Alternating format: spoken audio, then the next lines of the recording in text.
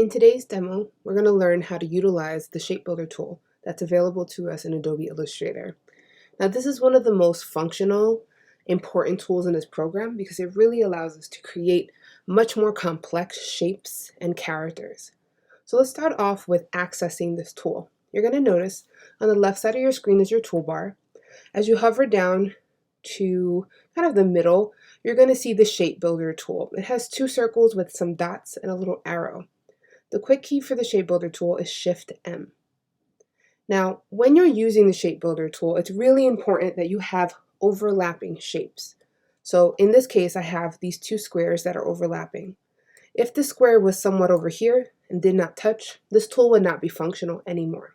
So it's really important that whatever we create with this tool, it overlaps in some way.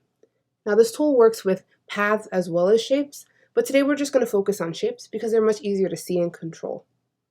In order to use this tool to merge shapes together, which is the first skill we're going to practice today, it's really important that we select everything we're working with. So in this case, you'll see here, I've given you examples of what your shape should look like on the left, and I've given you the shapes to work with on the right to start off with. So first things first, we're going to use our selection tool up here in the left-hand corner. We're going to select both squares.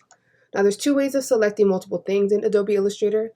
The first is to click on one thing and hold Shift on your keyboard and select another object. Now you'll see this red box around your shape letting you know you have both things selected.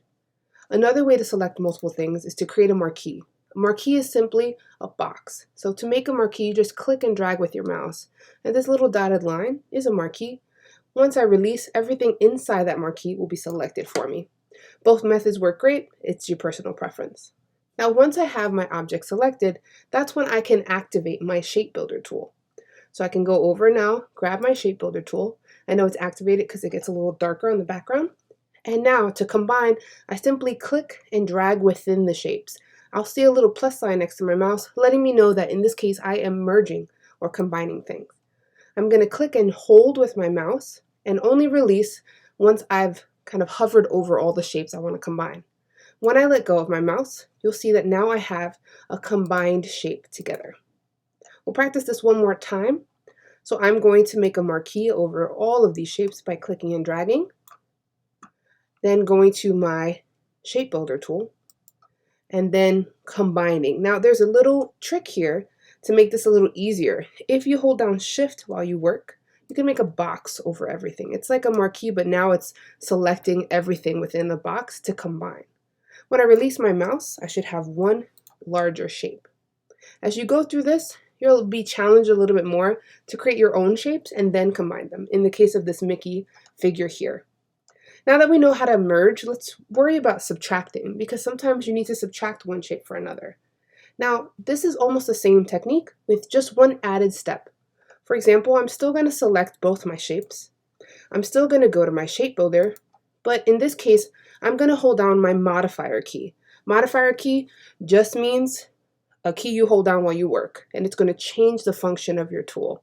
In this case, we're going to hold down the Alt or Option button, and we should see a minus sign on our screen. That lets us know we're about to subtract something.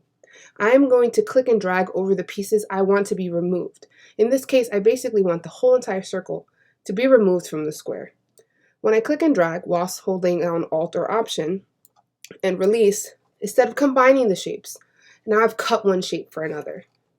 Let's practice this one more time. I'm going to go back to my selection tool, make a box over my triangles, go to my Shape Builder, and this time I want to subtract that little triangle in the middle. So I need to hold down Option or Alt, depending the computer you're on, and just click. And now you'll notice I've kind of cut that piece out, okay? Now sometimes you're going to have to put it together, right? You're going to have to merge and subtract things. So in this case, we're going to make a heart here with these two rounded rectangles. We're going to start off the same, selecting both shapes, swap to our Shape Builder tool again. I always like to subtract before I add. I just think it makes more sense. So let's subtract the little pieces of this that we don't need, which are these little remnants on the side, by holding down Alt or Option, making sure we get that minus on our screen, and just simply clicking and dragging to remove the piece. Now I'm going to release Option or Alt, and now I should have a plus sign. And just like before, I'm just going to click and drag And now I've combined my shapes. Notice that every time I'm done, I go right back to the selection tool. Lets me select and continue moving. As you practice this file, you'll see that some of the shapes get more complicated, but the technique remains the same, combining, subtracting, and using the shape builder tool. If you're up to it, at the end, there's a built-in challenge that allows you to practice subtracting and merging to create this watering can. Good luck.